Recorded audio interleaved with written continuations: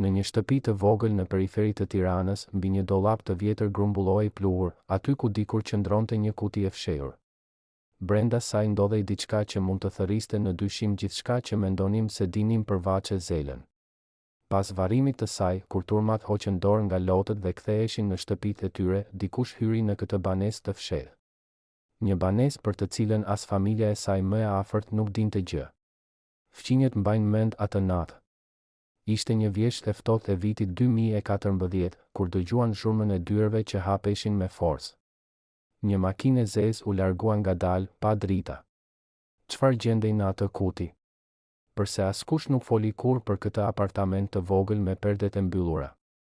Kush e dinte se ylli i kombit kishte një jetë tjetër, larg skenave të ndritshme, larg himneve madhështore, një jetë të mbushur me sekrete kaq të rënda sa mundnin të shkatëronin legjendën?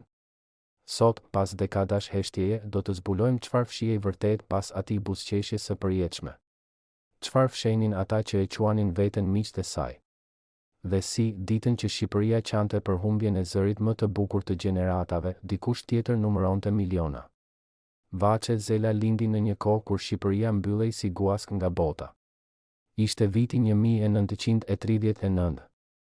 Lufta sapo kishte filluar, por një luftë tjetër, më e fshehtë, më mizore, do të vinte së shpejti. Lufta për shpirtin e kombit. Dhe në këtë luftë, arti u bë armë.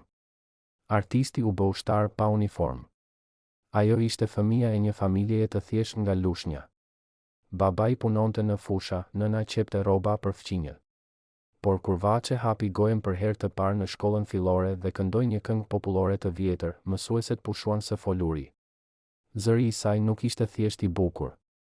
Ai ishte magjik. Ai mbarte në vete të gjitha vuajtjet e një populli që kishte parë shekullin më të vështirë të historisë së tij. Me moshën 15 vjeç, Vaçe u fut në Filharmoninë e Re të Tiranës. Atje, në një sallë me tavan të lartë dhe karrige të vjetra druri, ajo u vërejt nga njerëzit e duhur. Po kush ishin këta njerëz të duhur? Ishin ata që vendosnin se cili artist do të bëhej hero dhe cili do të fshihej përgjithmonë. Në atë kohë, muzika nuk ishte art, ishte propagandë. Dhe artistët nuk ishin të lirë, ishin instrument. Por Vaçe kishte një cilësi që të tjerët nuk e kishin. Ajo dinte të qeshte edhe kur zemra e saj qante. Dinte të këndonte për lumturi edhe kur kthehej në një shtëpi bosh. Dhe pikërisht kjo e bëri atë perfekte për atë që duhej të ishte, fytyra e regjimit.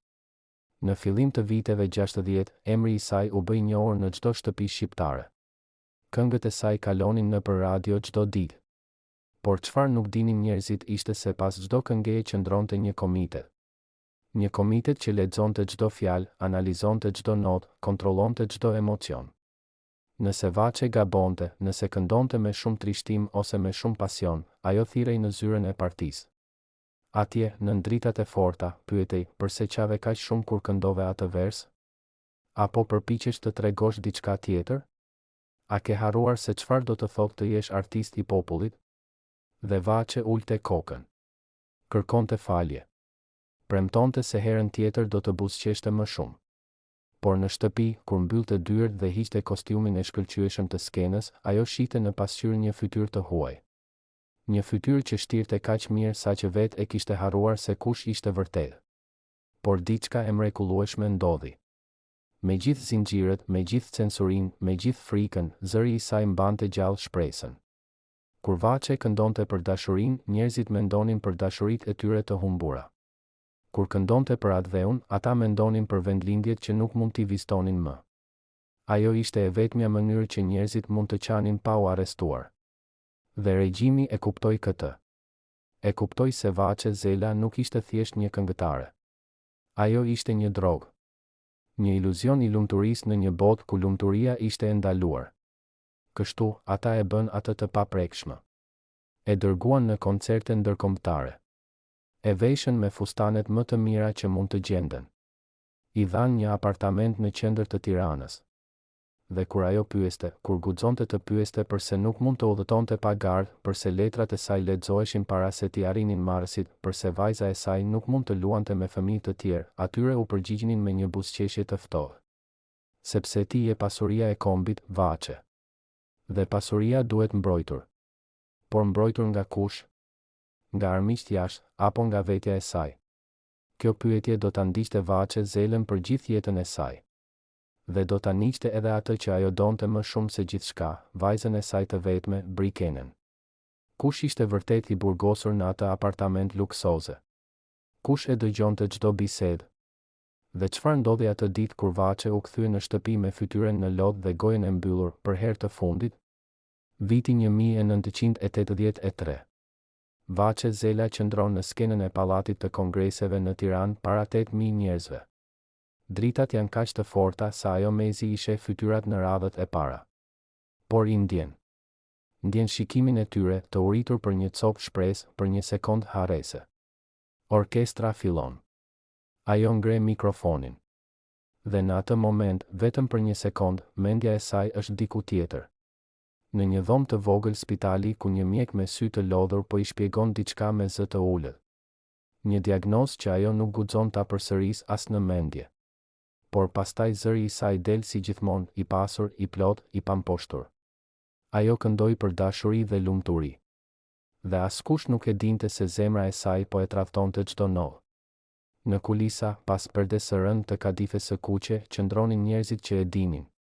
Mjeku personal i saj, i caktuar nga shteti, jo nga ajo, mbante në dorë çantën e vogël mjekësore. Brenda saj, shishe me ilaçe që emrat e tyre nuk do të dilnin kur në asnjë regjistër zyrtar. Mjek që nuk guxonte të refuzonte. Që nuk guxonte të fliste. Një muaj më parë, Vaçe ishte rrëzuar pa ndjenja në dhomën e provave. Ishte ngrënë shpejt nga stafi dhe dërguar në një klinikë të veçantë, një klinikë që nuk figuronte në hartën e Tiranës. Aty, mjekët i bën analiza. Dhe kur pan rezultatet, ata e dinin se kishin një problem. Jo problem mjekësor. Problem politik. Sepse si mund t'ia shpjegonin partisë se ylli i kombit ishte i sëmurë rënd? Si mund t'ia thonin popullit se zëri që i mbante të gjallë në ditët më të errëta po shuhet? Dhe më e rëndësishmja, si mund ta pranonin se për vite me radhë ata e kishin detyruar atë të këndonte edhe kur trupi i saj lypte pushim? Prandaj, ata vendosën diçka shumë të thjeshtë. Asgjë nuk do të ndryshonte.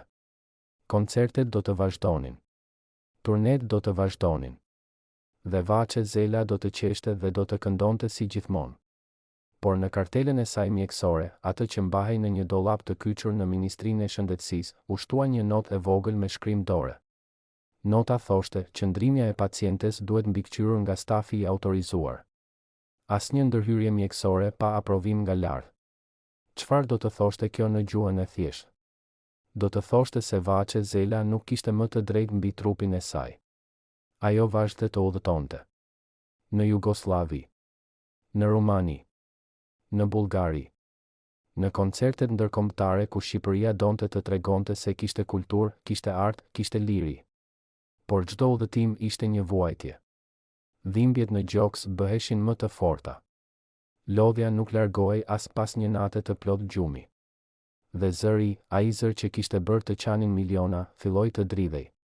Vajza e saj, Brikena, e vuri re. Ajo kishte vetëm 12 vjeç atëherë, por sytë e saj nuk mund të mashtronin. Një mbrëmje, pasi Vaçe u kthye nga një koncert në Shkodër, Brikena e pyeti, "Nën, pse ti qan natën?" Vaçe e pa dhe buzëqeshi. Buzëqeshjen e saj të famshme, aq të përsosur sa dukej e vërtetë. "Unë nuk qaj, zemra ime. Thjesht jam e lodhur." Por Brikena nuk ishte fëmijë më. Ajo dinte se nëna e saj po shitej. Dinte se diçka ishte shumë gabim. Dhe një ditë, kur Vaçe doli për prova, Brikena hyri në dhomën e nënës dhe filloi të kërkonte. Nuk e dinte çfarë kërkonte, por e dinte se kishte diçka të fshehur. Dhe e gjeti. Në një tufë rrobash në dollap, e fshehur në një zarf të bardhë, Brikena gjeti një letër mjekësore. Letra ishte shkruar me dorë, me shkronja të shpejta. Ajo lexonte, diagnoza është serioze. Pacienti ka nevojë për ndërhyrje të menjëhershme dhe pushim total.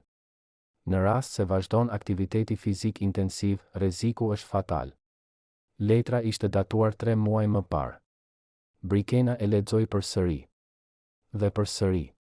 Dhe në atë moment, 12 vjeçarja kuptoi atë që të rriturit nuk donin ta shihnin. Nëna e saj po vritej ngadalë. Dhe askush nuk po bënte asgjë. Ajo u përpoq ta tregonte. Shkoj te gjyshërit. Por ata ulën sytë dhe thanë, mos u ndërhyr Briken. Këto janë çështje të mëdha. Ti je shumë e vogël për t'i kuptuar. Ajo shkoi te drejtori i filharmonisë. Ai e dëgjoi me durim dhe pastaj tha, vajza ime, nëna jote është në duart më të mira. Ne e kujdesemi për të. Po kush ishin ata? Kush ishin njerëzit që e shikonin Vaçe Zelën si pronë, jo si njeri? Dhe çfarë ka për të ndodhur kur kjo pronë nuk do të mund të këndojë më? Në darkën pas koncertit të fundit të vitit 1983, në një sallë luksoze ku tavolinat ishin shtresë me mish dhe verë të shtrenjtë, Vaçe u ul në cep. Ajo nuk hëngri asgjë. Vetëm piu ujë. Dhe kur dikush i ofroi një gotë verë, ajo tundi kokën. Jo sonte. Një nga funksionarët e lartë, një burr me fytyrë të yndyrshme dhe kostum të zi, u ngrit për një toast. Ai foli me zë të lartë për arritjet e filharmonisë, për triumfet e artit socialist, për Vaçe Zelën, yllin ton të shndritshëm. Dhe ndërsa ai fliste, Vaçe ndjente se si dhoma rrotullohej. Se si fytyrat rreth saj shkrieshin në një valë të turbullt ngjyrash. Ajo u përpoq të qëndronte në këmbë, por këmbët nuk i përgjigjen. Dhe u rrëzua. Për 2 sekonda, askush nuk lëvizi.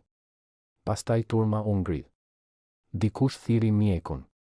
Dikush tjetër tha, hapni derën, lëreni të marr frym. Por funksionari me fytyrë të yndyrshme u përkul dhe tha diçka të ulët tek asistenti i tij. Diçka që askush tjetër nuk e dëgjoi. Por asistenti e dëgjoi. Dhe ai e kuptoi. Mos thirrni ambulancë. Çojeni me makinën tonë. Dhe kështu, Vaçe Zela u largua nga ajo sallë, jo drejt spitalit më të afërt, por drejt klinikës së veçantë. Asaj që nuk ishte në hartat zyrtare.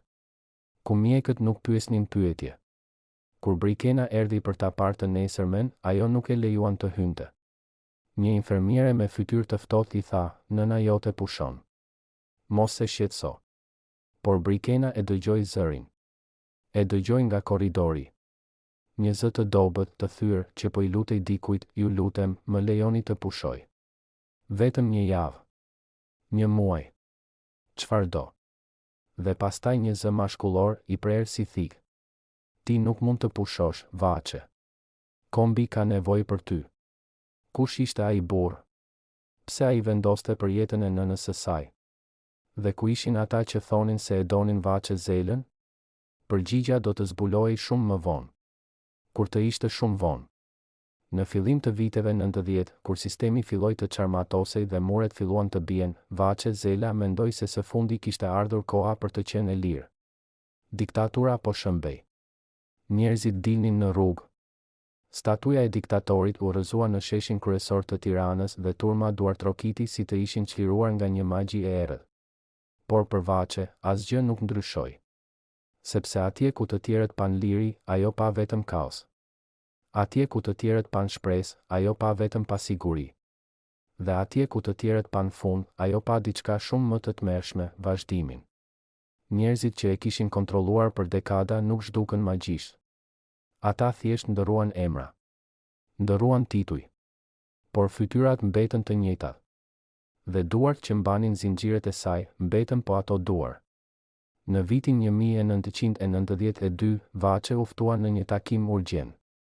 Takimi u mbajt në një zyrë në qendër të Tiranës, një zyrë që tani mbarte tabelën e një kompanie private. Por burrat brenda ishin të njëjtit që kishin drejtuar Filharmoninë, Radio Tiranën, Ministrinë e Kulturës. Atje, ata i shpjeguan realitetin e ri. Vaçe, tani jemi në demokraci. Ti je e lirë. Por liria ka një çmim. Këngët e tua vlejnë para. Kontrakte. Të drejta autoriale. Ne jemi gati të të ndihmojmë. Por duhet të nënshkruash disa dokumente. Vaçe lexoi dokumentet. Dhe ajo nuk ishte avokate, por e kuptoi mjaftueshëm. Ato dokumente ja kalonin të drejtat e të gjitha këngëve të saj, të gjitha regjistrimeve, të gjitha koncerteve, të gjitha albumeve, tek kjo kompani e re. Në këmbim, asaj do t'i jepej një shumë fikse mujore. Ajo pyeti, dhe çfarë do të ndodhë nëse unë them jo? Ata buzëqeshën. Buzëqeshje që ajo e njihte mirë. Atëherë do të jetë shumë vështirë për ty, Vaçe. Media e re ka nevojë për skandale. Ka njerëz që do të flasin për të kaluarën tënde. Do të flasin për lidhjet e tua me regjimin. Do të flasin për privilegjet. Do të flasin për atë që ti ke bërë dhe atë që nuk ke bërë. Ishte kërcënim i hapur. Por ai ishte i mbështjell me një buzëqeshje. Vaçe nuk nënshkroi atë ditë. Ajo doli nga zyra dhe ecte nëpër rrugët e Tiranës, rrugë që tani ishin të mbushura me makina të vjetra perëndimore, me reklama ngjyroshe, me njerëz që duken të çliruar por të humbur. Ajo ndjeu një peshë në gjoks që nuk ishte thjesht mjekësore. Dhe kur arriti në shtëpi, Brikena e preu.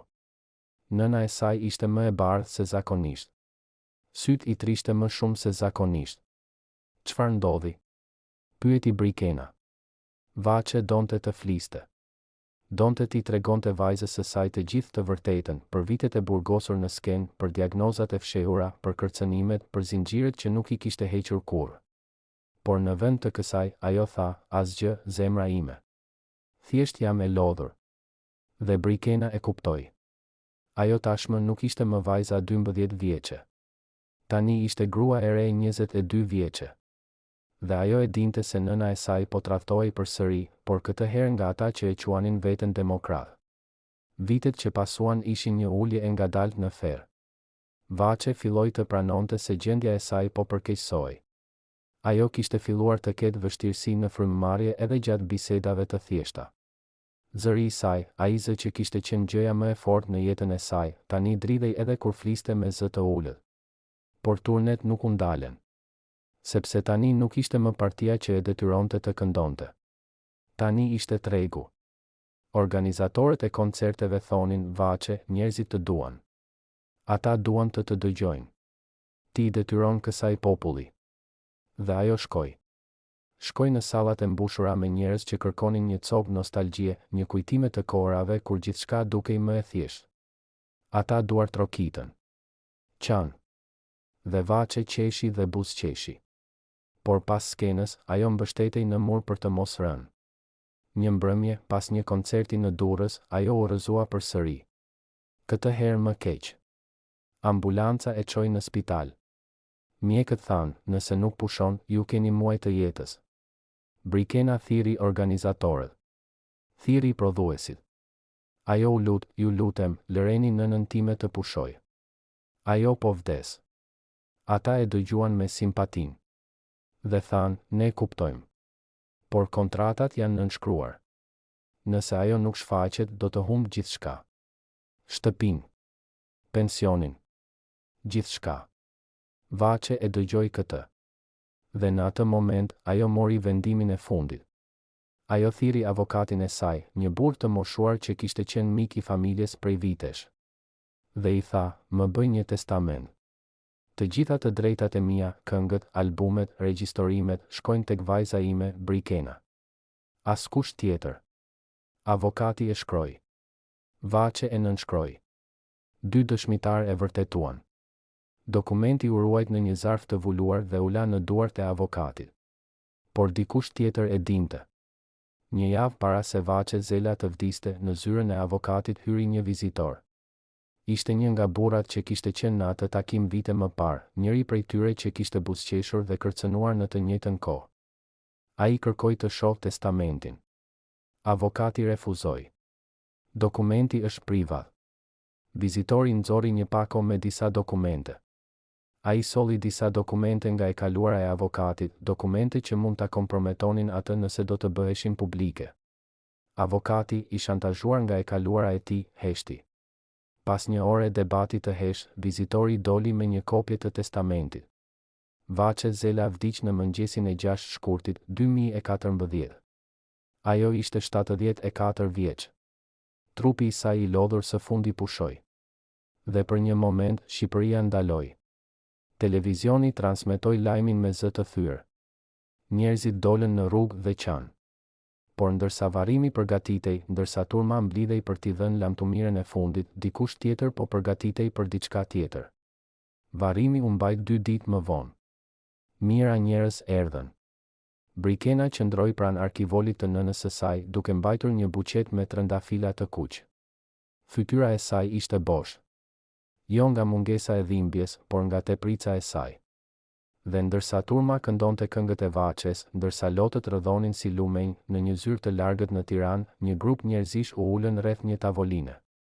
Para tyre ishin dokumente, kontrata, të drejta autoriale dhe një testament i ri, i shkruar me shkrim të ngjashëm si ai i vërtet, por me një ndryshim të vogël kritik.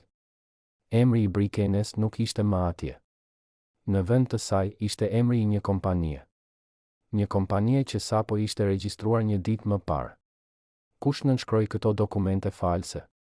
Kush kishte autoritetin të vjedhë një trashëgimi nga një vajzë që sapo kishte varrosur nënën e saj? Dhe përse askush nuk foli? Sepse ata që e dinin ishin të njëjtit që e kishin bërë. Dhe kur Brikena, 2 javë pas varrimit, shkoi për të kryer procedurat ligjore, për të marrë atë që nëna e saj i kishte lënë, asaj ju thanë diçka që ja ngriti zemrën në fy. Më vjen keq, zonjë. Por nuk ka testament me emrin tuaj. Të gjitha të drejtat janë transferuar tek kompania e licencuar. Nëse keni ankesë, mund të shkoni në gjykatë. Brikena shkoi në gjykatë. Por avokati i saj, ai që kishte qenë mik i familjes për dekada, nuk u gjet më. Ai kishte ikur jashtë vendit. Pa adresë.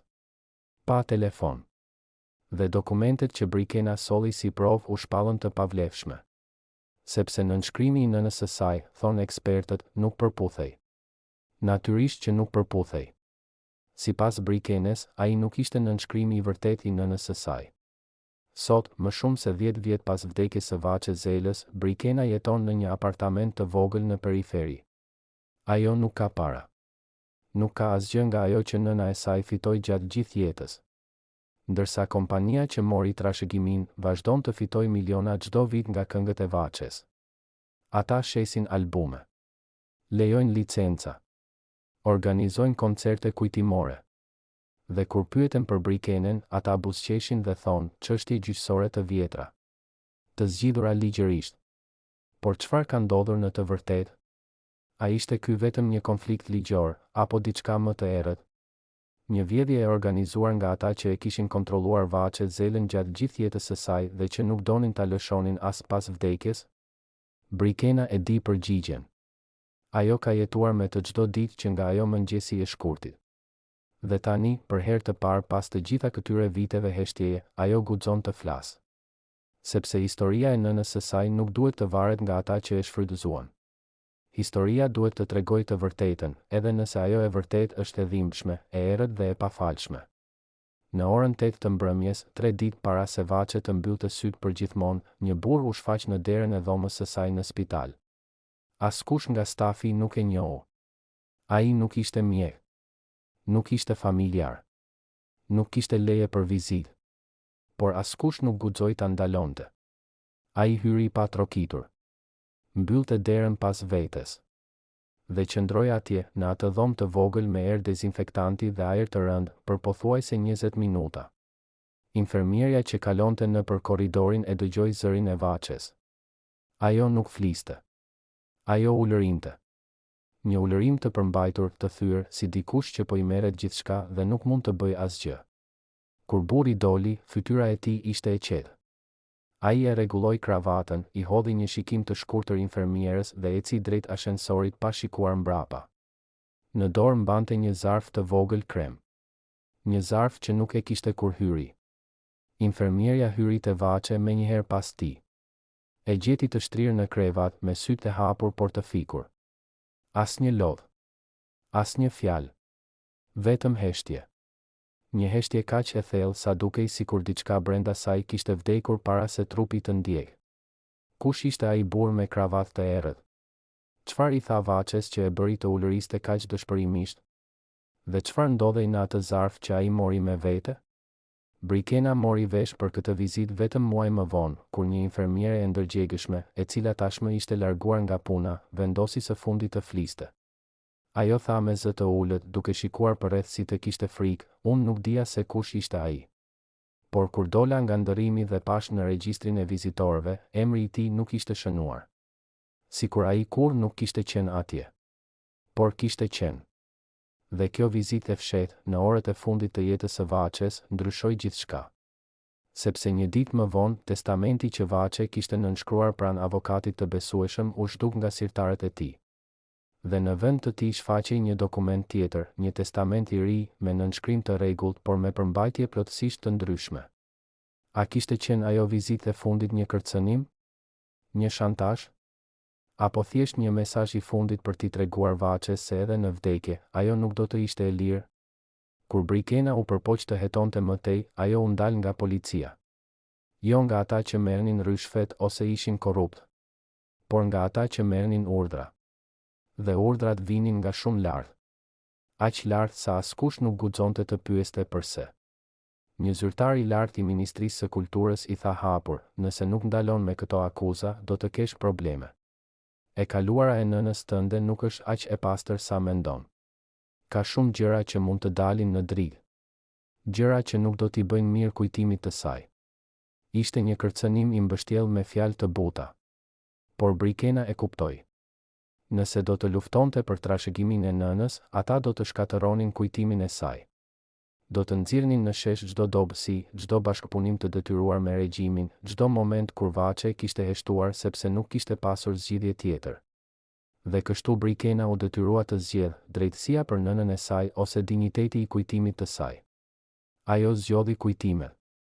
Sepse e dinte se nëse do të luftonte, ata nuk do të pushonin derisa të mos kishte mbetur asgjë nga legjenda e Vaçe Zelës. Vetëm skandale. Vetëm balë. Por pyetja mbeti. Kush dërgoi atë burr në dhomën e spitalit? Kush kishte fuqinë të zhdukë dokumentet zyrtare? Dhe ku janë parat, milionat që Vaçe fitoi gjatë dekadave të saj në skenë? Përgjigja ndodhet diku në ato zyra me dyrë të mbyllura, ku njerëz me tituj të rinj ende mbajnë fuqinë e vjetër. Ata që dikur vendosnin se kush do të këndonte dhe kush do të heshte, tani vendosin se kush do të trashëgojë dhe kush do të mbetet në mjerim. Dhe ndërsa Brikena jeton me mërzinë e përditshme, duke ditur se çdo këngë e nënës së saj që dëgjohet në radio i sjell para atyre që e shfrytëzuan, ajo mbetet e vetmja që guxon të pyes. A ishte vrasite vetëm trupi i Vaçes Zelës atë shkurt? Apo ishte vrarë edhe e vërteta? Në kulmin e lavdisë së saj, Vaçe Zela nuk jetonte si një mbretëresh. Ajo jetonte si një robëresh luksoze. Apartamenti i saj në qendër të Tiranës ishte mobiluar me karrige të importuara, me qilima persian, me drita kristali që shkëlqenin si yje. Por çdo gjë brenda atyre mureve kishte një qëllim tjetër, jo rehati, por kontrolli. Në vitin 1976, kur Vaçe u bë artiste e popullit, asaj iu dha një makinë e re me shofer personal. Njerëzit menduan se ishte shpërblim. Në fakt, ishte zinxhir. Sepse shoferi nuk punonte për të. Ai punonte për ata që e mbikëqyrnin. Çdo mëngjes ai shënonte në një dëftar të vogël, ku shkoi Vaçe me kë u takua, sa kohë qëndroi, çfarë foli. Në fund të javës, ai dorëzonte raportin të personi i caktuar nga sigurimi i shtetit. Vaçe nuk e dinte. Ose e dinte por nuk guxonte ta pranonte. Dikush që punoi si sekretare në Filharmoninë Kombëtare tregon sot një episode që askush nuk e kishte dëgjuar më parë. Në vitin 1981, Vaçe kërkoi leje për të shkuar vetë në treg. Një gjë e thjeshtë. Të blinte domate dhe qepë si një grua normale. Por ju refuzua. Sekretarja e pyeti drejtorin, pse nuk mund të shkoj? Ai ju përgjigj me një shprehje të ftohtë, sepse ajo nuk është grua normale. Ajo është pasuri kombëtare. Dhe pasuria nuk ecë e vetme nëpër rrugë. Kjo ishte e vërteta që asnjë gazetar nuk e shkroi. Vaçe Zela nuk jetonte. Ajo ekzistonte brenda një skeme të kontrolluar, ku çdo hap, çdo fjalë, çdo shprehje fytyres ishte pjesë e një imazhi të shtetit. Dhe sa herë që ajo tentonte të dilte jashtë kësaj skeme, ndëshkohej. Një herë, në vitin 1979, gjatë një interviste në radio, Vaçe u pyet, çfarë dëshironi më shumë në jetë? Ajo hezitoi. Pastaj tha me zë të ulët, të shoh Romën. Ishte një përgjigje e pafajshme. Por për ata që dëgjonin, ishte një shenjë e rrezikshme. Sepse dëshira për të parë perëndimin nënkuptonte pa kënaqësi me lindjen. 2 ditë më vonë, Vaçe u thirr në një zyrë qendrore. Atje, një funksionar me fytyra të ashpër i tha, të ka dhënë gjithçka shteti. Shtëpi. Lavdi. Respekt. Dhe ti po shpreh dëshirë për Romën? Çfarë do të thotë kjo, Vaçe? A nuk je e kënaqur me atë që ke? Ajo u ul në një karrige të ftohtë dhe kërkoi falje. Por brenda saj diçka u thye. Ajo kuptoi se edhe ëndrat e saj nuk i përkisnin. Dhe më e keqja nuk ishin zyrat. Më e keqja ishte vetmia. Sepse sa herë që dikush u afrua vërtet me Vaçen, jo si adhurues, jo si koleg, po si mik, ai person zhdukej nga jeta e saj. Jo fizikisht, po institucionale. Dikush do të merrte punë në një qytet tjetër. Dikush do të largohej nga filharmonia. Dikush thjesht nuk do të fliste më me të pashpjeguar përse. Vaçe e kuptoi që ishte e ndaluar të ketë miq të vërtetë. Sepse miqt ishin rrezik. Miqt mund të ndikojnë. Mund të dëgjojnë ankime. Mund të japin këshilla që nuk vinin nga partia. Kështu që ajo qëndronte e vetme. E rrethuar nga mira njerëz që e duar trokisnin. Por e vetme brenda. Vajza e saj, Brikena, ishte e vetmja qenie njerëzore që Vaçe mund të donte pa pasoja. Por edhe atë dashuri e kontrollonin. Kur Brikena filloi shkollën fillore, një mësuese u caktua veçanërisht për të. Jo për ta mbrojtur, por për ta vëzhguar. Çdo ditë, mësuese raportonte, me këluan Brikena, çfarë thot në pushim, a ankohet për diçka nga shtëpia? Qëllimi ishte i qartë. Nëse Vaçe do të bënte ndonjë gabim, do të ndëshkohej nëpërmjet vajzës. Dhe një herë, ajo ndodhi. Ishte dimër i vitit 1982. Brikena kishte 10 vjeç. Në shkollë, ajo shkroi një ese për nënën e saj. Ese ishte e thjeshtë, plot dashuri fëmijërore. Por në fund, Brikena shkroi një rresht që bëri që alarmi të binte. Nëna ime punon shumë dhe është gjithmonë e lodhur. Unë dua që ajo të pushoj dhe të luaj me mua. Kaq. Asgjë më shumë. Por mësuese e mori atë ese dhe ja solli drejtoreshës së shkollës. Direktoresh e solli te një person më lart. Dhe brenda 3 ditëve, Vaçe u thirr për sqarim. Ata ju thanë, vajza jote po tregon pa kënaqësi. Kjo pasqyron edhe gjendjen tënde. A ke diçka që dëshiron të na thuash? Vaçe u përpoq të shpjegoj se ishte thjesht shkrim fëmijësh. Por ata nuk dëgjuan. Atyre nuk u interesonte e vërteta. Atyre u interesonte kontrolli. Dhe Vaçe mësoi se edhe fëmijëria e vajzës së saj nuk ishte e mbrojtur. Asgjë nuk ishte. Por ka një episod që pak njerëz e dinë. Episod që zbulon sa mizore ishte kjo jetë e ardhë. Në vitin 1985, Vaçe u sëmur keq gjatë një turneje në jug të vendit. Temperatura i arriti në 40 gradë. Mjekët e vendeve lokale thanë, duhet të dërgohet në Tiranë menjëherë. Por organizatori i turnes refuzoi. Ai tha, ka edhe 2 koncerte. Nëse anulon, do të ketë probleme. Vaçe këndoi me temperaturë të lartë. Këndoi me trupin që dridhej. Këndoi duke u mbështetur në mikrofon për të mos rënë. Dhe njerëzit duartrokitën pa e ditur se ajo po vdiste përpara tyre. Pas koncertit të fundit, ajo u rrëzua në tualet të sallës. Një grua pastruese e gjeti të shtrirë në dysheme, të pa ndjenjë. Thirrën ambulancën. Por organizatori erdhi së pari. Dhe ai tha diçka që gruaja pastruese nuk do ta harronte kurrë. Mos i thoni askujt. Çojeni në spital pa zhurmë. Nëse del në shtyp, do të keni probleme të gjithë. Gruaja pastruese, e cila jeton ende sot në një fshat pranë Gjirokastrës, e tregoi këtë histori për herë të parë vetëm vitin e kaluar. Ajo tha, unë e pash Vaçe zelën të shtrirë si një robe e hedhur. Askush nuk e trajtoi si njeri. Ajo ishte vetëm një mjet që duhej të vazhdonte të funksiononte. Dhe kjo është e vërteta që askush nuk e tha kur haptas. Vaçe Zela nuk ishte artiste e popullit. Ajo ishte skllave e popullit. E veshur me fustan të shndritshëm, por e lidhur me zinxhir prej ari. Ata që e donin nuk mund ta mbrojtën. Ata që e shikonin nuk guxuan të flasin. Dhe ajo vetë, ajo që kishte zërin më të fuqishëm në vend, nuk kishte zë të saj. A mund ta kuptoni këtë kontradikt? Të jesh e famshme por e burgosur? Të dëgjohesh nga miliona por të mos dëgjohet askush kur ti bërten? Dhe çfarë ndodh me një njeri që jeton kështu për 30 vjet? Çfarë mbetet nga shpirti kur trupi bëhet vetëm skena? Kishte një sallë të vogël në katin e tretë të filharmonisë së vjetër ku askush nuk hynte pa leje. Dera ishte e kyçur gjithmonë. Brenda saj ruheshin dosje, jo partitura muzikore, jo kostume, po dosje personale. Dosje për çdo artist që kalonte nëpër ato mure. Dosja e Vaçe Zelës ishte më e trashe se të gjitha.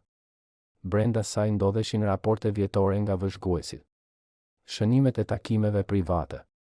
Transkripsionet e bisedave telefonike.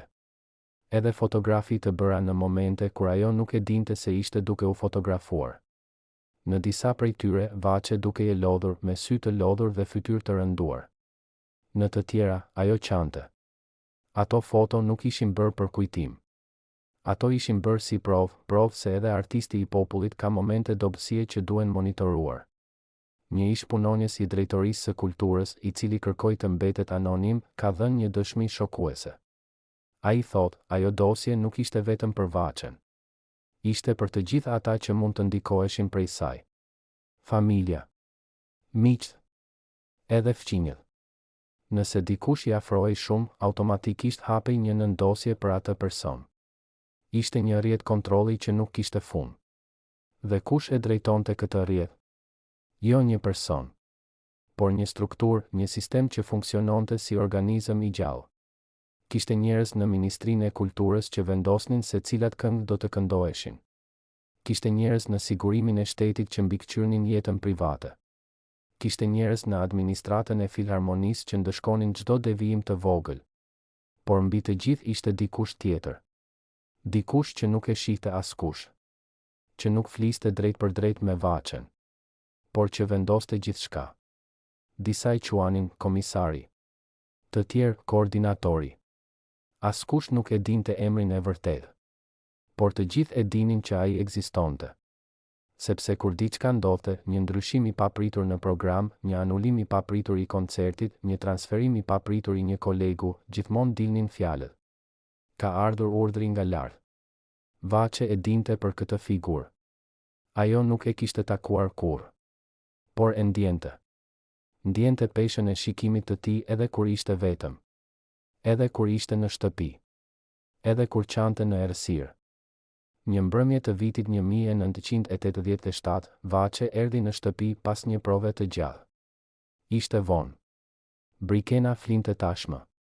Ajo hapi frigoriferin për të ngrënë diçka, por nuk kishte oreks.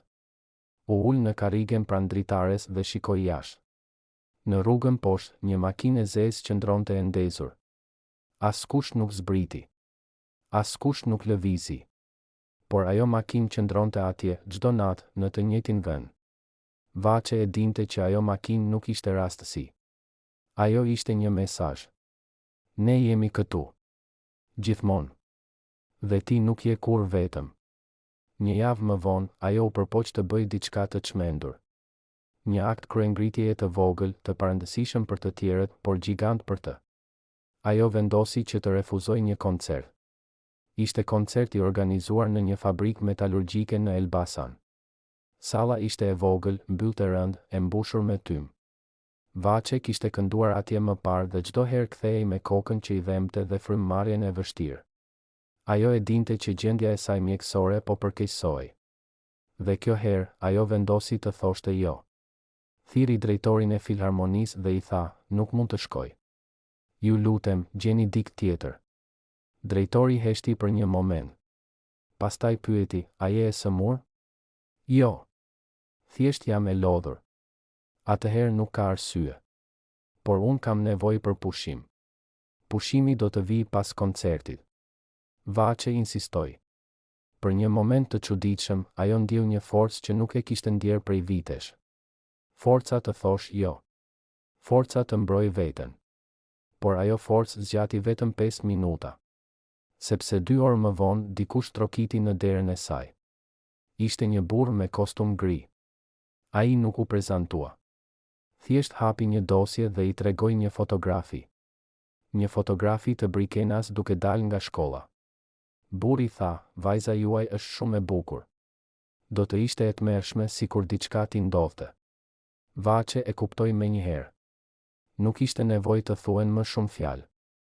Mesazhi ishte kristal i qartë. Nëse ti refuzon, vajza jote do të paguaj. Ajo shkoi në Elbasan. Këndoi në atë sallë të mbyllur me tym. Dhe kur u kthye, ajo nuk e tregoi kurrë për vizitën e atij burri. As me bashkëshortin. As me miqt. Ajo e mbylli brenda vetes, bashkë me mijëra sekretet e tjera që bartën në heshtje. Por dikush tjetër e pa atë vizitë. Një fqinje e moshuar që jetonte në katin e poshtë. Ajo ishte duke pire kafe pranë dritares kur pa burrin me kostum gri duke dalë nga hyrja e pallatit. Ajo e njohu, sepse e kishte parë më parë. Jo në atë pallat, por në televizione. Ai ishte një nga njerëzit që ulej në rreshtin e parë të ceremonive zyrtare. Një nga ata që dukej si hiç, por që kontrollon gjithçka. Fqinja, e cila jeton ende sot por refuzon të jap emrin e saj të plot, thot, unë nuk e dija se çfarë tha ai Vaçes. Por kuptova nga fytyra e saj kur ajo doli pas 5 minutave. Ajo dukej si dikush që sapo e kanë kërcënuar me vdekjen. Kjo është mënyra si funksiononte sistemi. Jo me prangahekuri, por me frikë. Me imazhe të atyre që do me fjalë të pthurura aq mirë sa nuk mund të akuzohesh për asgjë, por që të lënë të kuptosh gjithçka. Dhe Vaçe jetoi kështu deri në fund. E kërcënuar, e kontrolluar, e shfrytëzuar. Por çfarë ndodhi me ato dosje pas rënies së regjimit? Ku janë tani? Kush i ka në dorë? Pyetje që askush nuk guxon t'i bëj haptas. Sepse ata që i kanë përgjigjet janë ende në pozicione fuqie. Kanë ndryshuar titujt, por jo rolin. Ata ende monitorojnë. Ata ende kontrollojnë. Dhe kur dikush si Brikena guxon të flas, ata e bëjnë atë që kanë bërë gjithmonë. E heshtin me frikë. Por frika ka një kufi. Dhe kur ajo thyet, e vërteta del edhe nëse duhen dekada. Edhe nëse duhet një guxim që shumë pak njerëz e kanë. A është koha që të flasin ata që dinin? A është koha që të hapen ato arka të vjetra plot sekrete? Apo do të vazhdojmë të duartrokasim për legjendën e Vaçes Zelës, duke harruar se ajo legjendë u ndërtua mbi vuajtjen e një gruaje që donte vetëm të ishte e lirë? Në gërmadh e vjetër të Filharmonisë, në një dhomë ku diku ruheshin arkivat, një grua me flok gri qëndron e heshtur para mikrofonit ton. Duart i dridhen kur nis të flas. Ajo ka heshtur për 40 vjet. Por sot, për herë të parë, guxon të tregoj atë që pa me sytë e saj. Emri i saj është Lindita. Ajo ishte grimere personale e Vaçes Zelës nga viti 1973 deri në vitin 1992. Çdo ditë, para çdo koncerti, ajo ishte ajo që i afrohej më shumë fytyrës së Vaçes. Aq afër sa shite atë që askush tjetër nuk e shite. Unë e mbuloja me pudër gjurmët e lotëve, thot Lindita me zë të thyrë. E mbuloja me lëndë baze të trasha vendet ku lëkura kishte filluar të vyshkej nga stresi. Në fund të viteve 80, unë fillova të shikoj diçka që më tmerroi. Në qafën e saj, në anën e majt, shfaqen një ngjyrë e verdhë. E lehtë në fillim, por që çdo javë bëhej më e fortë. Unë e pyeta, Vaçe, a je mirë? Ajo buzëqeshi dhe thoshte, jam vetëm e lodhur, Lindita. Vetëm e lodhur. Por Lindita e dinte që nuk ishte vetëm lodhje. Ajo kishte punuar me shumë artistë. Dhe e dinte se kur dikush fillon të marrë atë ngjyrë në lëkurë, diçka seriozisht po shkonte keq me shëndetin.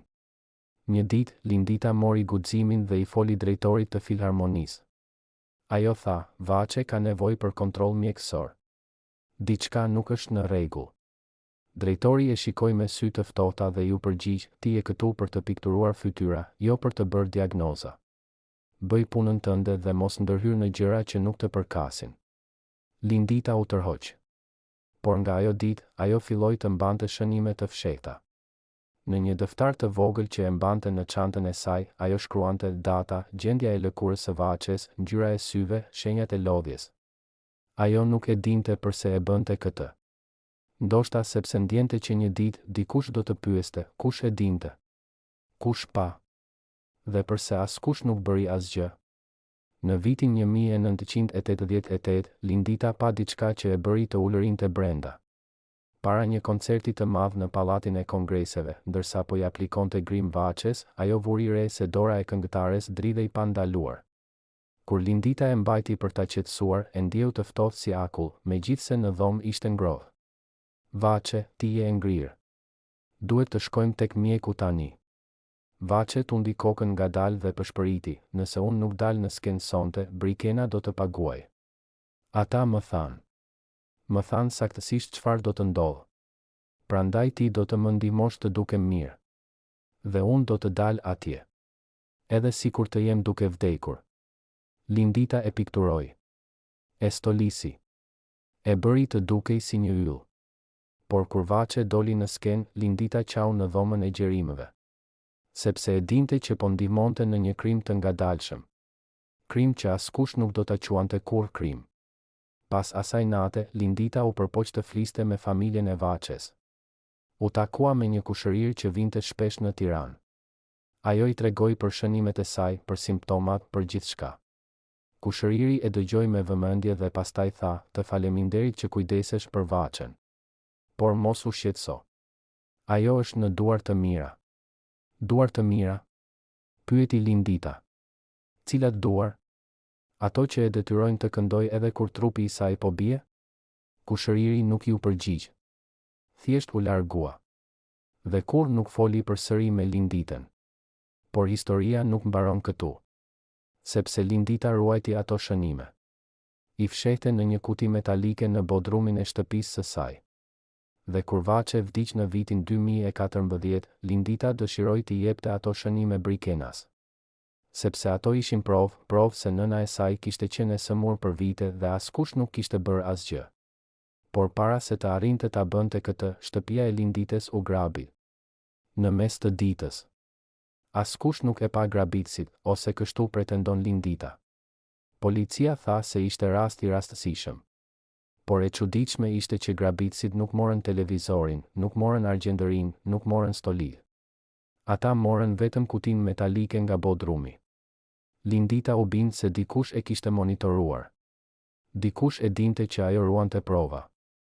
Dhe tani ato prova ishin zhdukur. Por Lindita nuk u dorëzua.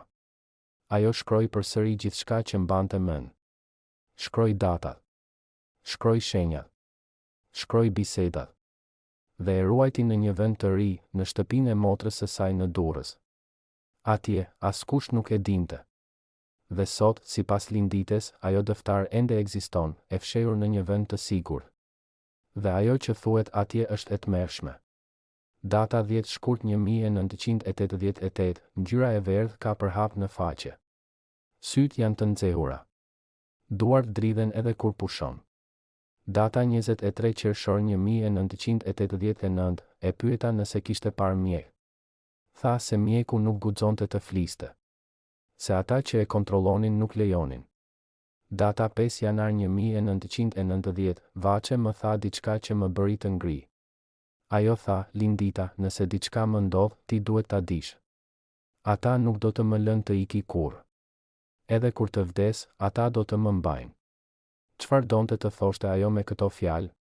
A e dinte Vaçe Zela se edhe pas vdekjes, ata do t'ia merrnin gjithçka vajzës së saj? A e kishte parashikuar tradhtinë e fundit? Dhe nëse po, përse nuk bëri asgjë? Përse nuk shkoi në shtyp? Përse nuk denoncoi publikisht? Përgjigja është e thjeshtë dhe e tmerrshme. Sepse ajo e dinte që sistemi nuk luftohej. Sistemi thjesht të gëlltiste. A mund ta kuptoni tani peshën e asaj heshtjeje? Peshën e çdo buzëqeshjes së saj në skenë? Çdo herë që ajo këndonte për lumturi, ajo po vuante një dhimbje që askush nuk e shite. Çdo herë që duart trokitej, ajo po mbytej nga brenda. Dhe ne, që ulemi këtu dhe e quajmë atë legjend, a e dim çmimin që ajo pagoi për atë titull? Në vitin 1963, kur Vaçe Zela ishte ende një vajzë 24 vjeçe me ëndra të mëdha, ajo u thirr në një zyrë në qendër të Tiranës. Atje, një burr me kostum të zi dhe sy të ftohtë i vuri përpara një dokument. Lexoje, tha ai pa asnjë ngrohtësi në zë. Vaçe e mori dokumentin dhe filloi të lexojë. Ishte kontratë. Një kontratë mes saj dhe Filharmonisë Kombëtare. Në shikim të parë, dukej normale. Por kur ajo arriti në faqen e tretë, fytyra i u zbe. Pika 13. Artisti nuk ka të drejtë të refuzoj asnjë performancë të caktuar nga drejtoria pa aprovim paraprak me shkrim nga Komisioni i Vlerësimit. Pika 14. Artisti nuk ka të drejtë të lidh kontrata private jashtë institucionit pa miratim nga organi përkatës. Pika 16. Në rast të shkeljeve të rënda të disiplinës, artisti mund të humbë të gjitha privilegjet dhe të kthehet në statusin e artistit të thjeshtë. Dhe më poshtë, me shkronja më të vogla, por po aq të qarta, artisti pranon që çdo krijim artistik, çdo regjistrim audio dhe çdo shfaqje publike i përket shtetit dhe nuk mund të pretendonet si pronë personale. Vaçe e lexoi 2 herë. Pastaj pyeti, kjo do të thotë se unë nuk kam asgjë time? Buri buzëqeshi, ti ke gjithçka. Ke lavdi. Ke respekt. Ke privilegje që të tjerët nuk i kanë. Por po, zëri yt i përket popullit. Dhe populli përfaqësohet nga shteti. Tani nënshkruaj. Vaçe e shikoi penën. E shikoi dokumentin. Dhe për një moment, ajo mendoi të refuzonte. Por pastaj kujtoi fjalët që i kishte thënë babai i saj para se të vinte në Tiranë, bija ime, mos u bëj krenare. Në këtë vend, krenaria është mëkat i kushtueshëm. Ajo nënshkroi. Dhe me atë nënshkrim, Vaçe Zela bëhej zyrtarisht robëresh e vet talentit. Ajo nuk do të kishte kurrë asgjë të saj. Çdo këngë që do të këndonte. Çdo album që do të regjistronte. Çdo shfaqje që do të jepte. Gjithçka i përkiste shtetit. Dhe nëse ajo do të tentonte të largohej, do të humbiste gjithçka. Por më e keqja nuk ishte kjo. Më e keqja erdhi 2 vjet më vonë. Në vitin 1965, Vaçe dëshiroi të martohej. Kishte njohur një djalë të mirë nga Durrësi. Ai punonte si inxhinier në një ndërmarrje shtetërore. Nuk ishte i pasur. Nuk ishte i famshëm. Por ishte i ndershëm. Dhe e donte Vaçen jo si yllin, por si grua. Ajo shkoi te drejtori për të kërkuar leje për martesë. Sepse po, edhe për këtë duhej leje. Drejtori e dëgjoi dhe tha, le të shohim. 3 javë më vonë, Vaçe u thirr përsëri. Drejtori ishte i shoqëruar nga një tjetër burr, një që ajo nuk e kishte parë më parë. Burri tha, ne kemi bërë verifikime për këtë person që ti dëshiron të martohesh. Ai ka një problem. Çfarë problemi? Pyeti Vaçe. Xhaxha i tij ka qenë në anën e gabuar gjatë luftës. Kjo e bën atë të papërshtatshëm për ty. Por ai nuk ka faj për xhaxhain e tij. Ai as nuk e ka njohur. Kjo nuk ka rëndësi. Imigji yt duhet të jetë i pastër. Nëse ti martohem me dik me biografi të dyshimt, publiku do të filloj të pyes pyetje. Dhe ne nuk duam pyetje. Vaçe u përpoq të luftonte. Ajo tha që e donte atë djalë. Që ai ishte e vetmja gjë e mirë që kishte gjetur në atë jetë të kontrolluar. Që ajo kishte të drejtë të kishte një jetë të saj. Por burri tundi kokën. Ti nuk ke jetë të tënden, Vaçe. Ti ke jetën që ne të kemi dhënë. Dhe ne mund ta marrim kur të duam. Ajo u kthye në shtëpi dhe qau të gjithë natën. Dhe 2 ditë më vonë, ajo i dërgoi një letër atij djali duke i thënë që nuk mund të vazhdonte. Pa shpjegime. Pa arsye. Thjesht një refuzim të ftohtë. Djali erdhi në Tiranë për ta parë. Por ajo nuk doli nga shtëpia. Ai qëndroi para derës dhe thirri emrin e saj. Por ajo mbeti brenda, me duar në vesh, duke qarë në heshtje. Dhe kështu ajo humbi dashurinë e vetme të vërtetë që kishte pasur ndonjëherë. Jo sepse donte, por sepse dikush tjetër kishte vendosur. Vite më vonë, ajo u martua me një burr që ishte miratuar nga shteti. Një burr që punonte në administratë. Një burr që e trajtonte si pronë, jo si bashkëshorte. Dhe nga ai martesë lindi Brikena, e vetmja gëzim e vërtet që Vaçe pati ndonjëherë. Por edhe ai gëzim ishte i kontrolluar. Në vitin 1976, kur Brikena ishte 4 vjeç, Vaçe kërkoi leje për ta çuar vajzën në një kopsht të thjeshtë ku fëmijët luanin dhe mësonin pa presion. Por ju refuzua. Vajza jote do të shkojë në kopshtin e fëmijëve të artistëve. Atje ajo do të mësohet me përgjegjësinë që bie mbi familjet tona. Kopshti fëmijëve të artistëve ishte një vend ku edhe fëmijëria ishte propagandë. ku fëmijët mësonin të këndonin himne, të recitojnë poezi për partinë, të ecnin në radhë si ushtar të vegjël. Vaçe nuk e donte këtë për Brikenën, por nuk kishte zgjedhje. Dhe kështu, edhe vajza e saj u fut në atë rrjet të pafund kontrolli. Që nga mosha 4 vjeç, Brikena filloi të mësonte se çfarë do të thoshte të jesh vajza e një legjende. Do të thoshte të mos bësh asnjë gabim. Do të thoshte të jesh gjithmonë e mirë. Do të thoshte të mos ankohesh kurrë.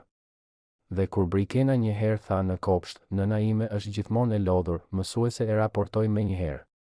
Dhe Vaçe u thirr përsëri në atë zyrë të frikshme ku burrat me sy të ftohtë i thanë, kontrollo çfarë thuat e fëmijët. Ata flasin. Dhe kur ata flasin, ti je përgjegjëse. Kështu që Vaçe filloi të heshte edhe para vajzës së saj. Ajo mësoi ta mbaj dhimbjen aq thellë brenda saj që as Brikena të mos e ndjente. Por Brikena e ndjeu. Sepse fëmijët ndjejnë gjithçka. Dhe ajo u rrit duke ditur që diçka ishte shumë gabim në jetën e nënës së saj. Diçka që askush nuk e thoshte, por të gjithë e dinin.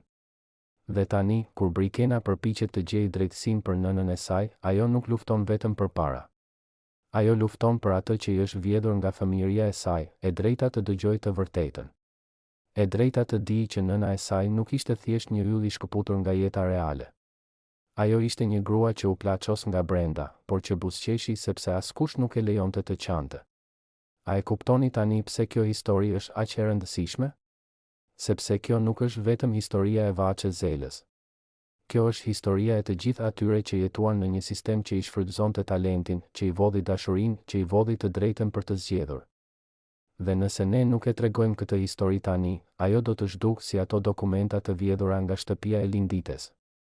Si ai testament që zhduk natën para varrimit. Si ato miliona që zhdukën ditën pas varrimit. Në një mbrëmje vjeshte të vitit 2013, vetëm 11 muaj para se Vaçe të vdiste, ajo bëri diçka të pazakonshme. Ajo thiri Brikenën dhe i tha, dua të tregoj një vend që askush nuk e di. Ato hipën në një taksi të vjetër dhe udhëtuan drejt periferisë së Tiranës. Qielli ishte gri. Era kishte filluar të bënte ftohtë. Vaçe nuk foli gjatë gjithë rrugës. Ajo vetëm shikonte nga dritarja me një shprehje që Brikena nuk mund ta lexonte. Kur arritën, ato zbritën para një pallati të vjetër me mure të qarë dhe ngjyrë të zbehë. Vaçe nxori një çelës nga çanta dhe hapi derën e jashtme. Ato hipën në katin e dytë. Dhe atje, Vaçe hapi një derë tjetër, derën e një apartamenti të vogël me 2 dhoma. Brenda, gjithçka ishte e mbuluar me pluhur. Mobiljet ishin të vjetra, por dikur kishin qenë të bukura. Një tavolinë e vogël druri. Një karrige me jastëk të kuq. Një shtrat i ngushtë me një jorgan të palosur. Vaçe hyri dhe qëndroi në mes të dhomës. Pastaj foli me një zë aq të ulët sa Brikena mezi e dëgjoi. Ky ishte vendi im. Vendi i vetëm që ishte vërtet im. Brikena nuk e kuptoi. Nëna, çfarë do të thuash? Ti ke shtëpinë tonë. Vaçe tundi kokën. Ajo shtëpi nuk ishte kurrë ime. Ajo ishte dhënë nga shteti. Çdo gjë aty ishte dhënë nga shteti. Edhe mobiljet. Edhe kupia kafe. Edhe krevati ku flia. Asgjë nuk më përkiste. Por këtu unë e bleva me parat e mia pa u pyetur. Pa u kontrolluar. Këtu vija natën kur nuk mund të merrja frymë më. Ajo ul në karrige dhe fërkoi duart në tavolinë sikur po tentonte të kujtonte diçka të largët. Pastaj vazhdoi. Këtu unë shkruaja. Shkruaja gjëra që nuk mund t'i thoshja askujt. Shkruaja për ditët kur doja të ikja. Për natrat kur ëndërroja të kthehesha në lushnjë dhe të punonin në fusha si nëna ime. Sepse edhe ai jetë do të ishte më e lirë se kjo. Brikena u ul pranë saj. Përse nuk ma the kurrë për këtë vend? Sepse nëse do ta dije, do të isha në rrezik. Ata më kontrollonin gjithçka. Telefoni, letrat, edhe mendimet sikur mund t'i lexonin. Por këtu kisha një copë lirje të vogël. Dhe nuk doja që askush ta merrte. Ato qëndruan atje në heshtje për shumë minuta. Pastaj Vaçe nxori një zarf të vogël nga xhepi i xhaketës së saj. Ja dha Brikenas. Brenda këtij zarfi ka një listë. Lista e të gjitha këngëve që unë pretendoj se i kam shkruar, por që u regjistruan me emra të tjerë. Ata, sipas saj, ja morën autorsinë. Kompozitor që ishin të aprovuar. Unë shkruaja muzikën dhe tekstin. Por firmën e vinin ata. Sepse unë isha grua. Dhe gratë nuk mund të ishin kompozitore të mëdha. Brikena hapi zarfin. Brenda kishte një flet me shkrim dore. Rreth 20 këngë. Disa prej tyre ishin hits të mëdhenj që të gjithë i dinin. Por askush nuk e dinte që autori i vërtet ishte Vaçe Zela. Nëna, përse nuk the kur të vërtetën? Sepse do të më ndalonin të këndonin. Do të thonin se unë po kërkoja fam të tepërt. Do të më akuzonin për ambicie burgezoze. Dhe unë nuk doja të ndreqsha. Vetëm doja të këndonja. Edhe sikur të mos merja asgjë. Brikena e shikoi nënën e saj dhe për herë të parë e pa vërtetë. Jo si yllin që e gjithë vendi e donte, por si një grua që kishte humbur gjithçka për të mbajtur gjallë një zë që as nuk i përkiste më. Ato u kthyen në shtëpi atë natë. Dhe Vaçe nuk foli më shumë për atë apartament. Por Brikena e mbajti zarfin. E fshete thellë në një vend të sigurt. Sepse e dinte që një ditë do të kishte nevojë për atë provë. Dhe kur Vaçe vdiq, Brikena shkoi përsëri në atë pallat. Por kur arriti te dera e apartamentit, ajo ishte e hapur. Dikush kishte thyer bravën. Brenda, gjithçka ishte rrëmuj. Mobiljet ishin përmbytur. Sirtaret ishin hapur dhe shprishur. Edhe dyshemeja kishte shenja gërmimesh, sikur dikush po kërkonte diçka që ishte fshehur atje. Brikena u bindë se dikush e dinte për atë apartament. Dikush, sipas saj, kishte ardhur për të marrë gjithçka që mund të ishte provë. Por ata nuk e dinin që Vaçe ja kishte dhënë tashmë listën Brikenas. Dhe ajo listë ekziston ende. E fshehtë. E sigurt. Dhe një ditë, kur gjykatat do të duan të dëgjojnë, ajo do të dalë në dritë. Sepse e vërteta nuk vdes kurrë. Ajo vetëm fshehet. Dhe kur shfaqet, ajo djeg gjithçka që ka qenë gënjeshtër. Sot, apartamenti i vogël në periferi është shndërruar në një dyqan. Askush nuk e di që atje dikur një grua shkruante për liri në një vend ku liria ishte e ndaluar. Askush nuk e di që atje ajo linte shpirtin e saj të vërtet, atë që nuk duhej kur të shfaqej në publik. Por Brikena e di. Dhe ne e dim. Dhe tani edhe ju e dini. Dhe pyetja nuk është më, çfarë ndodhi me milionat e Vaçe Zelës? Pyetja është, sa më shumë sekrete janë fshehur? Sa më shumë artistë kanë jetuar të burgosur në lavdi? Sa më shumë njerëz kanë vuajtur në heshtje ndërsa ne duar trokisnim për imazhet e tyre të shkëlqyera? Vaçe Zela vdiq në varfëri shpirtërore. Edhe pse bota e shihte si mbretëresh. Ajo vdiq pa pasur asgjë të saj. Edhe pse kishte dhënë gjithçka. Dhe vajza e saj tani lufton për atë që nëna e saj nuk mundi të luftonte kurrë, për të drejtën e thjesht për të qenë pronare e asaj që krijoi. Pronare e asaj që vuajti për. Pronare e asaj që e vrau. A do ta fitoj këtë luftë? Apo sistemi që e vodhi Vaçen do ta vjedh edhe Brikenën? Përgjigja varet nga ne. Nga ata që dëgjojmë. Nga ata që pyesin. Nga ata që nuk harrojnë. Sepse kur harrojmë, ata fitojnë përsëri. Vetëm 5 persona në të gjithë Shqipërinë e dinin të vërtetën e plotë. 5 persona që uleshin çdo të martë mbrëma në një dhomë pa dritare në katin e 5 të një ndërtese qeveritare që zyrtarisht ishte e mbyllur pas orës 6 pasdite. Asnjë sekretar. Asnjë protokoll zyrtar. Asnjë dosje që do të regjistrohej në arkiv. Ata ishin shefi i drejtorisë së kulturës, drejtuesi i radio-televizionit shqiptar, kontabilisti kryesor i Filharmonisë, një avokat që punonte drejt për Komitetin Qendror dhe një burr që askush nuk e njihte me emër të plotë. Ose të paktën, kështu thuhej. Sipas dëshmive të mbledhura më vonë në një takim të fundvitit 98, ata diskutuan për Vaçe Zelën. Jo për shëndetin e saj. As për karrierën e saj. Por për atë që do të ndodhte kur ajo të mos ishte më. Kontabilisti hapi një dosje të hollë dhe lexoi me zë monoton, të ardhurat nga shitjet e albumeve për vitin e kaluar arrinin në shuma marramendëse. Të drejtat e transmetimit radio-televiziv, qindra mijëra lekë. Kontratat ndërkombëtare për përdorimin e zërit, edhe më shumë. Gjithsej, miliona lek në vit. Dhe kjo shifër do të rritet pas vdekjes, sepse nostalgjia shet më mirë se e tashmja. Shefi i kulturës pyeti, a ka testament? Avokati u përgjigj, po. Ajo ka bërë testament tek avokati privat Petrit Marku. Gjithçka i kalon vajzës. Por ky testament nuk ka hyrë ende në regjistër shtetëror. Pra teknikisht, ne mund ta kundërshtojmë. Zotëriu nga ministria foli për herë të parë atë mbrëmje. Zëri i tij ishte i ulët, por i prerë si thik. Mos e kundërshtoni. Zëvendësojeni. Marku është njeri i vjetër. Ai ka të kaluarën e tij. Ne e dim. Ai e di që ne e dim. Kjo është mjaftueshëm. Në dhomën ra heshtje. Pastaj, sipas dëshmive të mëvonshme, shefi i kulturës buzëqeshi. Ju keni gjithmonë zgjidhjen më elegante, tha dikush. Ditë më vonë, avokati Petrit Marku mori një vizitë në zyrën e tij, të paktën kështu rrëfehen ata që ishin afër tij. Një vizitë që nuk ishte në kalendarin e tij. 2 burra me kostume të zinj hyn pa trokitur. Ata nuk ishin agresiv.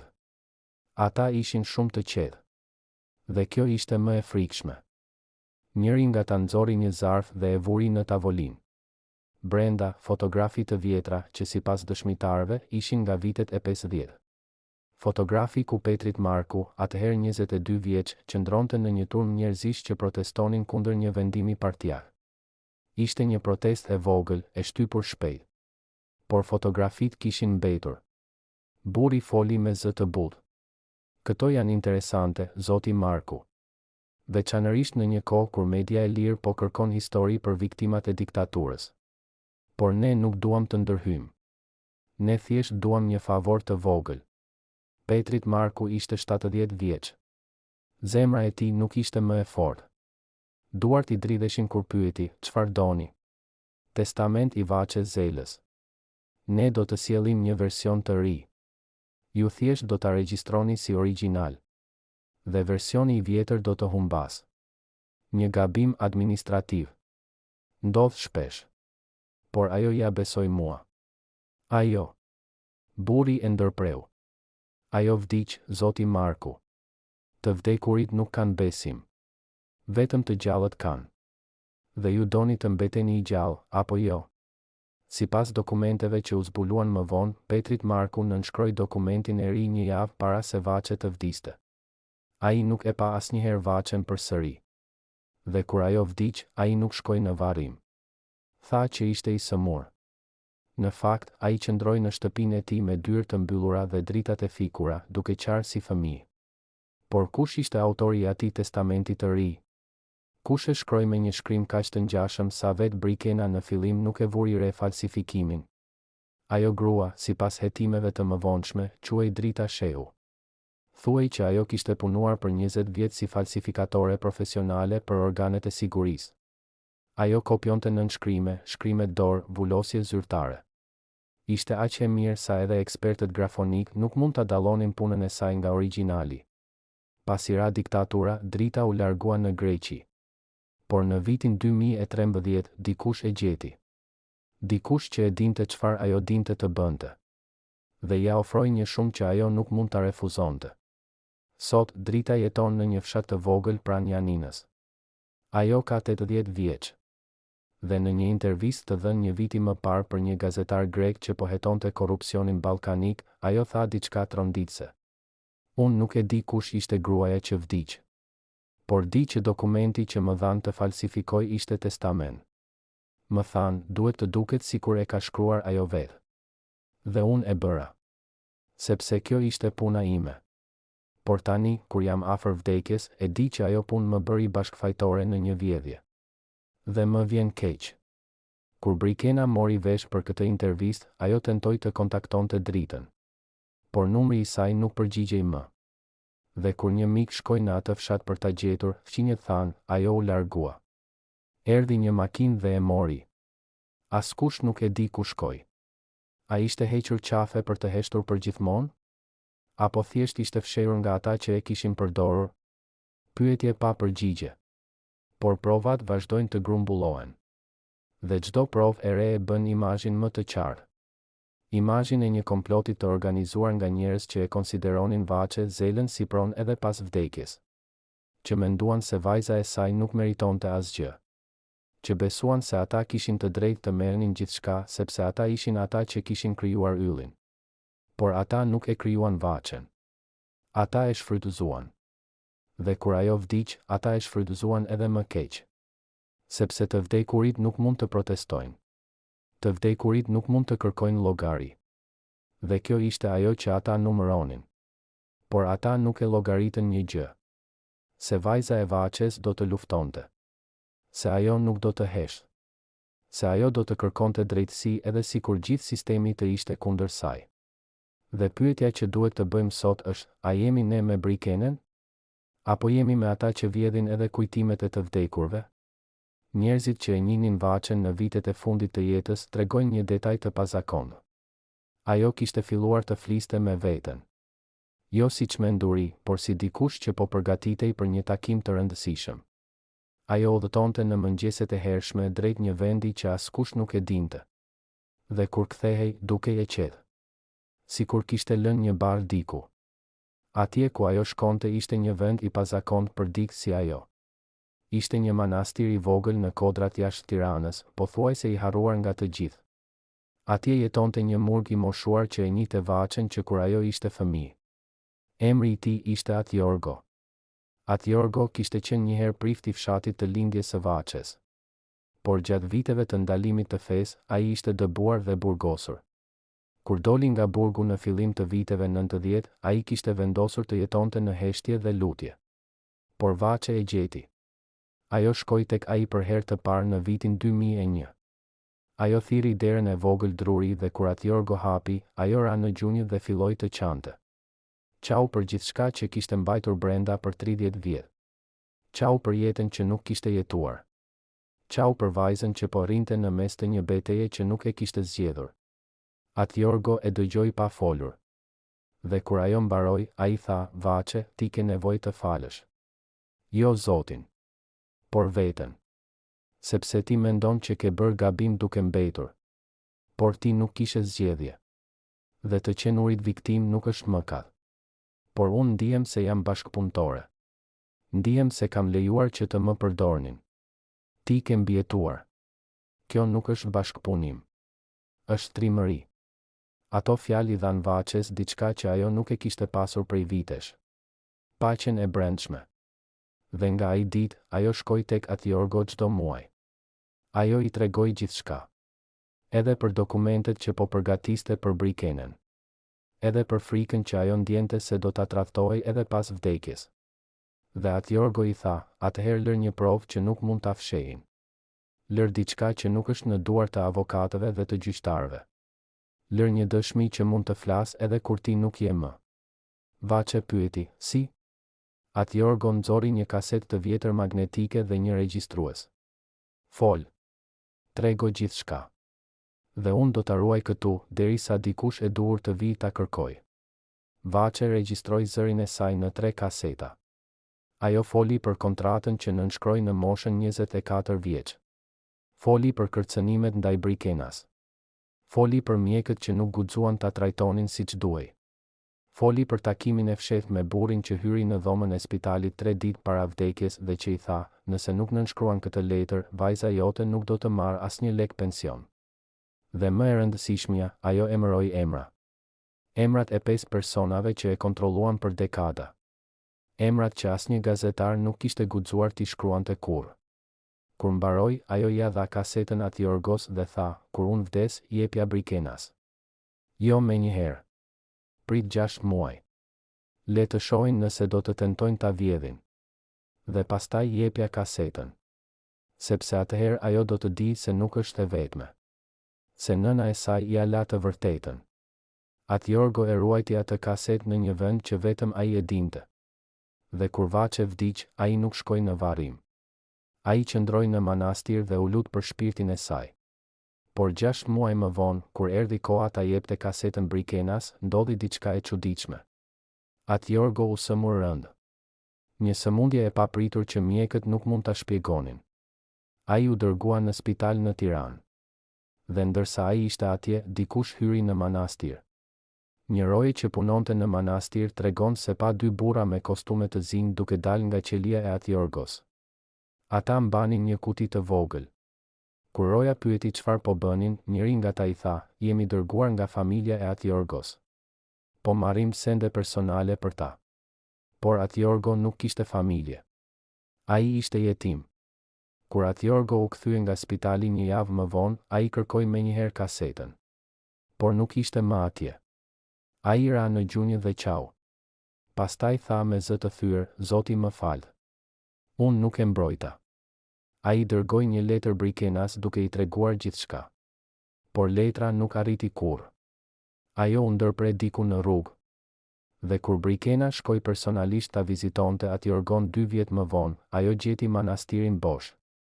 Atjorgo kishte vdekur në gjumë. Vdekje e natyrshme, than mjekët.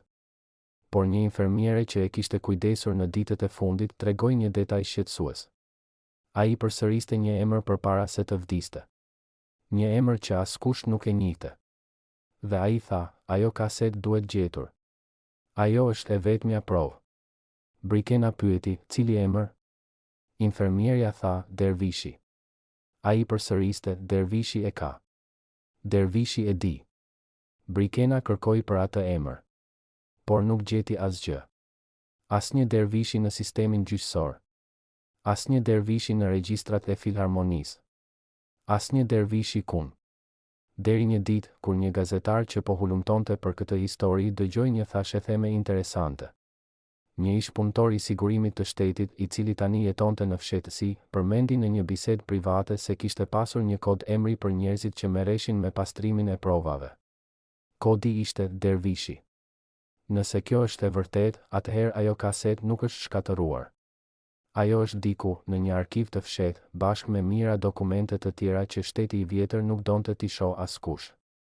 Dhe nëse dikush do të guxonte të hynte në ato arkiva, të cilat zyrtarisht nuk ekzistojnë, ata do të gjenin jo vetëm zërin e Vaçes, por edhe zërat e qindra artistëve, shkrimtarëve, muzikantëve që u shtypen, u shfrytëzuan dhe u haruan. Por kush do të guxojë?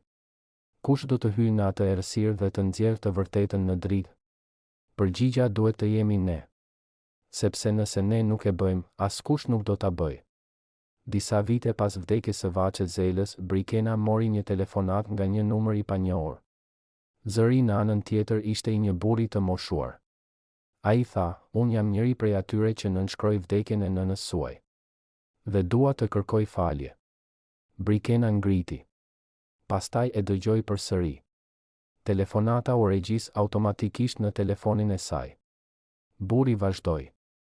Unë isha në atë dhomë. Në atë takim të së martës mbrëma.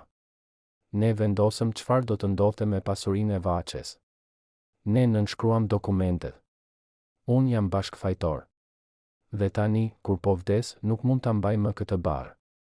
Brikena pyeti me zë të dridhur, kush jeni ju? Burri tha një emër.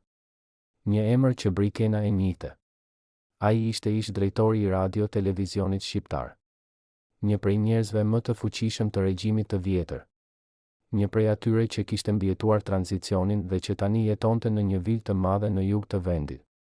Ai vazhdoi, ne menduam që po vepronim për të mirë. Menduam që një vajzë e re nuk mund të menaxhonte një trashëgimi kaq të madhe. Menduam që shteti duhej ta kontrollonte. Por në të vërtetë, ne vetëm donim paratë. Dhe I morëm. Dhe I ndam mes nesh. Brikena pyeti, ku janë ato para tani? Burri qeshi hidhur. Në xhepa të shumë njerëzve. Disa blen shtëpi. Disa hapën biznese. Disa I dërguan jashtë vendit. Por asnjë qindark nuk shkoi tek ti edhe pse ti ishe trashëgimtarja e vetme ligjore. Brikena pyeti, përse po më tregoni tani? Sepse kam kancer. Mjekët më japin 3 muaj. Dhe nuk dua të vdes duke ditur që bëra këtë gjë pa u ndëshkuar. Dua të dal në publik. Dua të dëshmoj. Por kam frikë. Kam frikë se do të më vrasin para se të arrijë në gjykatë. Brikena u takua me të 2 ditë më vonë. Takimi u mbajt në një kafe në periferi. Burri duke I sëmur vërtet. Fytyra e tij ishte e verdhë. Duart I dridheshin. Ai solli me vete një zarf me dokumente. Brenda, kopje të kontratave të fshehta. Emrat e kompanive që u krijuan për të marrë të drejtat e Vaçes. Llogaritë bankare ku parat u transferuan.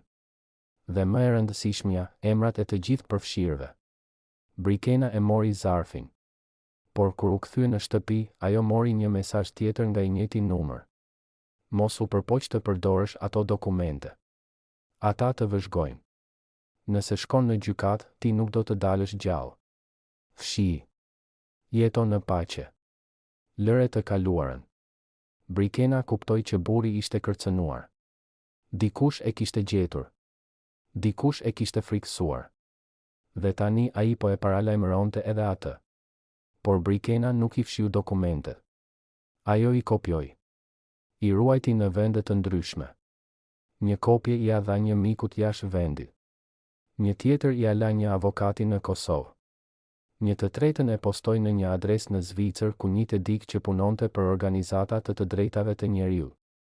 Sepse ajo e dinte që nëse diçka do t'i ndodhte, të paktën e vërteta nuk do të vdiste me të. Dhe pastaj ndodhi diçka që askush nuk e priste. Burri që e kishte telefonuar vdiq. Jo pas 3 muajsh, por pas 3 ditësh. Vdekje e papritur, than gazetat. Komplikime nga kanceri. Por mjekët që e trajtuan than diçka tjetër në mënyrë private. Ata than se analiza e fundit e tyre tregonte se ai kishte të paktën 6 muaj jetë. Dhe vdekja e tij ishte kaq e shpejtë sa dukej e çuditshme. Brikena shkoi në varrimin e tij. Ajo qëndroi larg, duke vëzhguar. Dhe ajo pa diçka që ia ngriti zemrën në fy. Disa nga njerëzit që ai kishte përmendur në dokumente, njerëzit që kishin ndarë milionat e Vaçes, ishin atje. Në varrimin e tij. Duke qeshur dhe duke pirë kafe sikur asgjë nuk kishte ndodhur. Ata e pan Brikenën. Dhe njëri prej tyre ju afrua. Ai tha me zë të ulët, të vjen keq për humbjen. Por jeta vazhdon, e di? Ndonjëherë është më mirë të lësh të kaluarën të vdes me të vdekurit. Ishte një kërcënim i qartë. Por Brikena nuk u tërhoq. Ajo i shikoi në sy dhe tha, e kaluara nuk vdes. Ajo vetëm pret. Dhe nga ajo ditë, Brikena vendosi të ndryshoj strategjinë. Ajo nuk do të shkonte në gjykatat shqiptare. Ajo do të shkonte në media ndërkombëtare. Do të kontaktonte gazetar hulumtues. Do të bënte dokumentar. Do të bënte atë që ata nuk mund ta kontrollonin, opinionin publik global. Sepse ajo e kuptoi se në Shqipëri, sistemi ishte ende i kontrolluar nga njerëz të vjetër me emra të rinj. Por jashtë, aty ku ata nuk mund të preknin gjyqtarët dhe policin, aty ajo kishte një shans. Dhe kështu fillon betejë e re. Jo në sallat e gjyqit, por në ekranet e botës. Në artikujt që lexohen nga miliona. Në dokumentarët që fitojnë çmime dhe që detyrojnë qeveritë të japin përgjigje. Brikena nuk ka fituar ende. Por ajo nuk ka humbur. Dhe çdo ditë që kalon, më shumë njerëz mësojnë historinë e nënës së saj. Dhe me çdo histori që del, muri i heshtjes qahet pak më shumë. A do të mjaftoj kjo? Apo ata që vjedhin ende kanë fuqi të mbyllin gojet edhe jashtë kufive? Përgjigja do të varet nga ne. Nga ata që ndajnë. Nga ata që flasin. Nga ata që nuk harrojnë. Sepse harrimi është aleati më i mirë i drejtësisë së mohuar. Sot, vite pas vdekjes së Vaçe Zelës, emri i saj ende dëgjohet në çdo radio shqiptare. Këngët e saj luhen në dasma, në përvjetor, në festa kombëtare. Fytyra e saj shfaqet në programe televizive që kujtojnë epokën e ardhur. Njerëzit flasin për të me dashuri dhe nostalgji. Por askush nuk flet për atë që ndodhi ditën e varrimit të saj. Askush nuk pyet ku shkuan milionat që ajo fitoi gjatë gjithë jetës. Askush nuk pyet përse vajza e saj jeton në një apartament të vogël me qira ndërsa kompania që menaxhon trashëgimin e nënës organizon koncerte përkujtimore me bilet 100 euro. Brikena ende lufton. Por betejë është e lodhshme. Avokati i saj është ndërruar 4 herë, sepse çdo herë që ai afrohej me provën vendimtare, diçka ndodhte. Një kërcënim. Një ofertë pune jashtë vendit. Një këshill miqësore për të mos vazhduar. Kompania që mori të drejtat e Vaçes tani quhet Fondacioni Vaçe Zela. Ajo organizon ngjarje kulturore. Jep bursa për student muzikë. Bën donacione për shkolla. Dhe kur pyeten për Brikenën, ata thonë, ne kemi ofruar mbështetje, por ajo ka refuzuar bashkëpunimin. Gënjeshtër. Brikena nuk ka refuzuar asgjë. Ajo ka kërkuar atë që i përket me ligj, jo mbështetje, por pronësinë e trashëgimisë së nënës. Por ligji në Shqipëri është si gomë. Ai përkulet sipas atyre që e mbajnë. Dhe ata që e mbajnë janë ende njerëzit që kontrollonin gjithçka 30 vjet më parë. Kanë ndryshuar format, por jo përmbajtja. Dhe ndërsa kjo luftë vazhdon, një pyetje mbetet e pambyllur. Çfarë do të thotë drejtësia kur sistemi që duhet ta japë atë është i njëjti që ka kryer padrejtësinë? Vaçe Zela u përpoq të jetoj me dinjitet brenda një sistemi që e trajtoi si sen. Ajo këndoi me shpirt edhe kur shpirti i saj ishte i thyer. Ajo buzëqeshi në sken edhe kur zemra e saj qante. Ajo dha gjithçka që kishte, zërin, shëndetin, lumturinë, për të bërë të tjerët të lumtur. Dhe si shpërblim, ajo vdiq pa pasur asgjë të saj. Pa pasur liri. Pa pasur paqe. Por më e keqja nuk është kjo. Më e keqja është se edhe pas vdekjes, ajo po vidhet. Edhe pas varrimit, ajo po shfrytëzohet. Edhe pas dekadave, ajo po mbahet peng nga ata që pretendojnë se e ruajnë trashëgiminë. Dhe ndërsa ne ulemi dhe dëgjojmë këngët e saj, ndërsa duart trokasim për legjendën, ne duhet të pyesim veten, a jemi bashkëfajtor në këtë heshtje? A kemi ne përgjegjësi të kërkojmë të vërtetën? Të mbështesim vajzën që po lufton kundër një sistemi të tërë? Të bëjmë atë që Vaçe nuk mundi të bënte kurrë, të flasim? Miq, ne ju kemi treguar një histori që shumë nuk donin t'ju thuhet. Një histori për një grua që u adhurua nga miliona, por që u trajtua si skllave nga ata që e kontrollonin. Një histori për një vjedhje që ndodhi ditën e varrimit dhe që vazhdon edhe sot. Por pyetja tani ju takon juve. A mendoni që Vaçe Zela ishte viktime e një sistemi mizor, apo ajo vetë kishte përgjegjësi për heshtjen e saj? A ishte vajza e saj e drejtë të kërkojë trashëgiminë, apo kompania që menaxhon emrin e Vaçes po bën një shërbim për kulturën? Shkruani mendimin tuaj në komente. Tregoni nëse e njihni historinë e Vaçe Zelës. Tregoni nëse në qytetin tuaj ajo ende kujtohet me dashuri apo në heshtje. Shtypni pëlqej nëse mendoni që e vërteta duhet thënë edhe kur dhëm. Dhe abonohuni në kanal sepse ne do të vazhdojmë të nxjerrim në dritë historitë që ata që kanë fuqinë duan t'i mbajnë